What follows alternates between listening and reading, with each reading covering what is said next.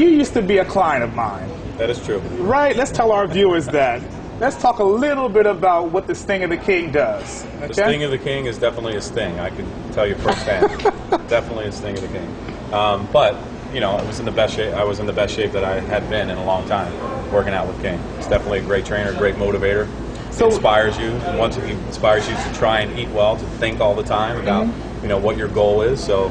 But what about where you started from? I think that's what our viewers kind of need to know, right. with the history and where you sort of came into the training at, because really I saw you do a 180. Yeah, well, I tried lots of different things on my own, but then once that I got with you, you know, I think a lot of people when they try and do different diets, whether it's the low carbohydrate diet or whatever it might be, you know, it sometimes gets frustrating when you're not kind of putting everything together. You know, it's not just dieting, you know, it's being physically active and eating right and, you know, doing all the right things.